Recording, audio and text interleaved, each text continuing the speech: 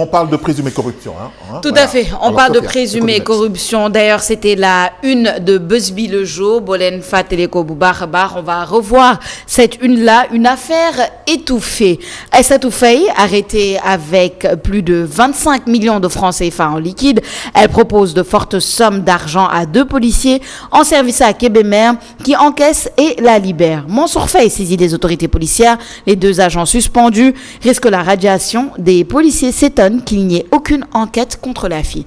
Suite à cette nouvelle communiqué de la police, Mom Indina Aïleal, en tout cas la version de la police New to Déco, la vérité des faits sur une corruption présumée impliquant des policiers. En bref, à la suite de la parution dans le quotidien Busby le jour et du site Sénéweb de ce mardi, donc c'était hier, d'une information faisant état d'une corruption présumée impliquant des policiers. La police nationale tient à rétablir la vérité des faits. Contrairement à ce qui a été relaté le 25 avril aux environs de 13h, le commissariat urbain de Kébémer a reçu la dame Aïssatou Faye qui a déclaré avoir été victime d'une extorsion de fonds d'une valeur de 300 000 francs CFA par des préposés à la circulation le mardi 23 avril à 15h à Kébémer.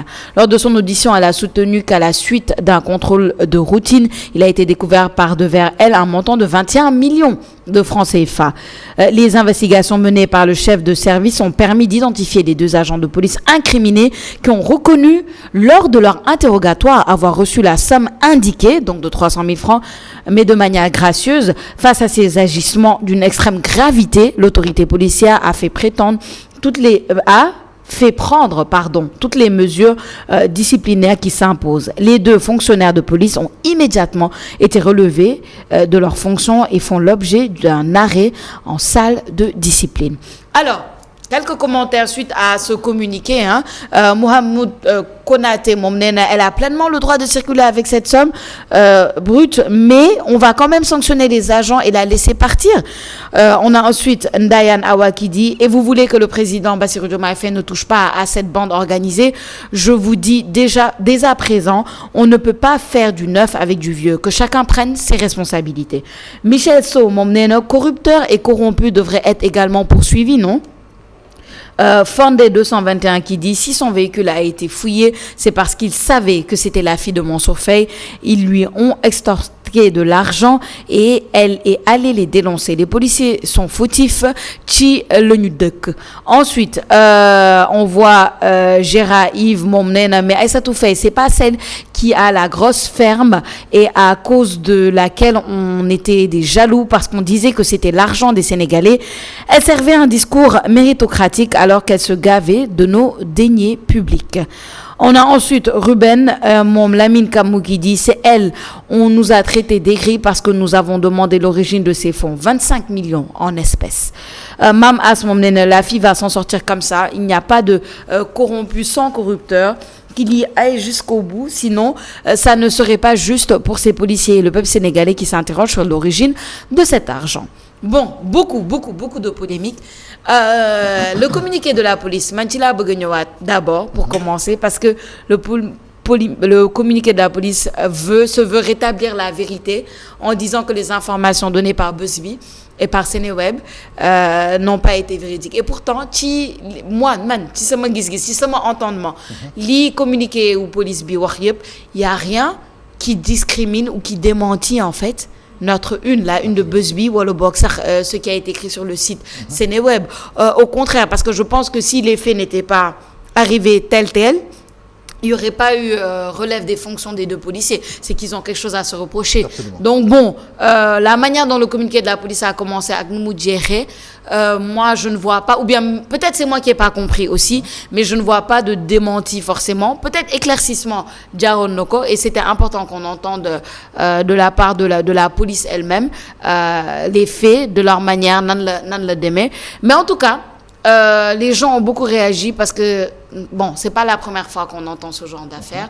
Là, c'est un peu gros quand même. C'est la fille d'un homme politique. Elle est dans l'affaire. Il y a quelques semaines, on parlait aussi du fils de l'homme politique Idrissa Seck. Bon, voilà, pas à s'acharner sur cette élite-là, mais juste pour dire qu'il y a des choses à faire, à mon avis, à ce niveau-là. Et puis, je suis d'accord avec les internautes qui disent que chacun juste doit prendre ses responsabilités. C'est le système même peut-être qui fait défaut. Bon, moi, ce que je remarque, lecture même, c'est à moi, il y a eu des articles, BuzzFeed, Senweb, qui ont, après, police fait enquête, suspendu pour statuer un peu sur la responsabilité de la fille ou des agents de police. Ce qui, bon, la police, pour nous, il est inconcevable qu'un agent de police demande de l'argent ou bien même oui. En fait, il est impensable qu'ils pensent même que les policiers aient demandé de l'argent. Et ils ont sévi, la preuve. Et il faut rappeler aussi une chose. Moi, j'ai le droit de me trimballer avec 100 millions si je veux en espèces. C'est pas puni par la loi. Je vois pas une loi qui interdit ça. Puisque, bon, peut-être, Khalele, Patati, Panikena, peut-être, je sais pas ce qui s'est passé, mais bon, j'espère qu'ils vont nous éclairer, quoi. Je sais même pas quoi en penser. Je ne sais pas où est la loi qui dit que tu n'as pas le droit de te trimballer avec autant d'argent.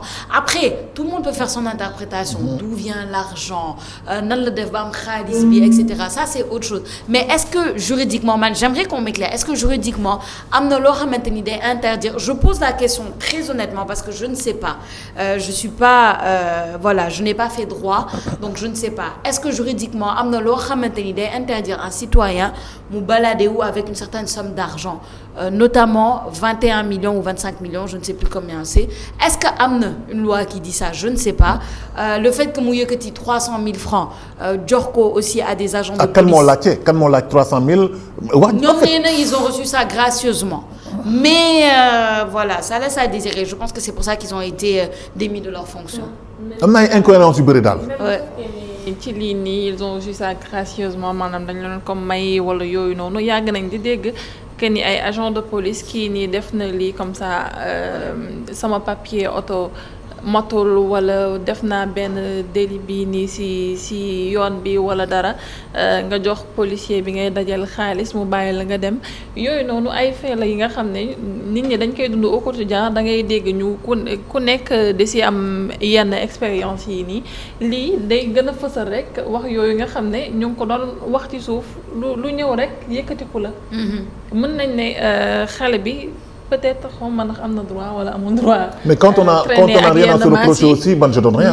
Mais pourquoi il y a ça aussi. Mais mon khalala peut-être. Ouais, mon expérience mais policiers yi nga xamné ñom ay professionnels lañ liggéey mo leen fa tek nit ñi ci yoon lan motax ñuy wara mëna accepter recevoir yenn xaliss yi pour après bay ko mu dem bu fekké né lolu mu def de yoon waruñ woon accepter 300 000 yooyu ba di ko bàyyi mu dem bu doon warul woon circuler bi yenn xaalis yi war nañ ko woon teg ci yoon mais pourquoi ñuy accepter 300 000 yi pour après bàyyi ko mu dem forcément corruption moo fa am.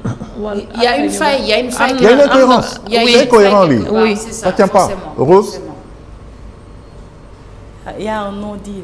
Am na lu ñuy nëbb si biir mais bon vu que c'est elle qui est partie se reprocher se plaindre peut-être que moom am na déjà lu ko metti ci déroulement yëf yi léegi transaction bi li tax mu am loolu mooy la grande question qui se pose lan moo tax mu jox leen 300 000 yi lan lañ ko wax wala lan lañ ko def ba mu génnee 300 000 jox leen ndax mënoo ñëw rek nga joxe 300 000 nii lu dëgg donc ñoom bi ñu koy arrêté aussi am na lu ñu foogoon wala am na lu ñu yaakaaroon bon de toute façon corruption fii nii ci suñu digganteeg ñi nga xamante ne ñoo yor suñu kaaraange lu yàgg la fi dañ ci yàgg di wax te des fois nga wax si ñoom ñu ñëw dal sa kaw wala ñu topp la pourtant àll lu am la yaa ngi fàtte am na ay temps vidéo doon circuler des femmes qui avaient filmé benn policier bu leen jéem a corrompre c'est vrai après ñoom pourtant dañ ci am problème oui et bon dëgg la parce que filmé nañ ko dugal nañ à son insu il faut demander l'autorisation à une personne avant de filmer. Même situation, le monde ñang. D'accord. Lolu soko yobé ci daf koy rejeter. D'accord. Mais man dama gis ni que ñom sen corps, ñom police dañu solidaire. Bu kenn ci ñom défé gaff dañu solidaire, dañuy protéger trop sen ay éléments. Man sama gis-gis la. Par lolu moy deug sax. Xolal contrairement à la gendarmerie. Bu sen élément défé erreur, ñom dañuy strict.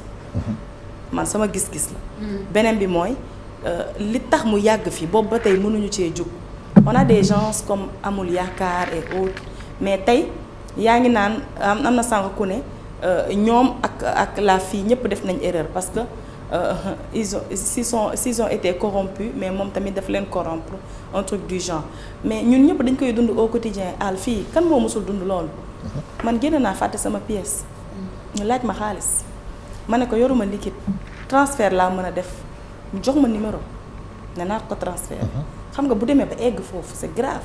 xam nga yow dinañ la woo yow ne la transfert bi jox ñu numéro bi yow. xam nga loolu mën na nekk. waaw xam leen loo leen di wax. waaw si mais c'est vrai. mais damay jël samay engagement. non mais c'est vrai dama ko dund yàlla xam na ne dama ko dund. pour vous dire que problème bu am la peut-être que ñoom dañuy fautif am na si ñoom de mais ñun tamit ci ñun am na parce que ku mel ni man tey dama fàtte sama pièce mënoon naa bañ def loolu. ma ne ko attesté ma wala yóbbu ma. ñu dem parce que nekkuma tamit ci yoon waruma génn te yoruma pièce te boobu guddi na benn couverture soirée lañ demoon ma doon ñibbi dama doon liggéey de grand théâtre laa nekkoon et tout beneen bi mooy ni que mooy part de responsabilité ku ci nekk am nga part de responsabilité tey ñun peut-être suñu bañee tamit di bëgg muy jaar ci yoon lu mel ni loolu dina dagg mais corruption bi fii góom la il faut ñu xooli ko faj ko bu baax a baax il faut vraiment. Non, c'est ça, il y a forcément, comme je dis, il y a forcément faille quelque part. Ça nous est tous arrivé. C'est ça, il y a forcément faille quelque part parce qu'on les a levés de leurs fonctions, de un.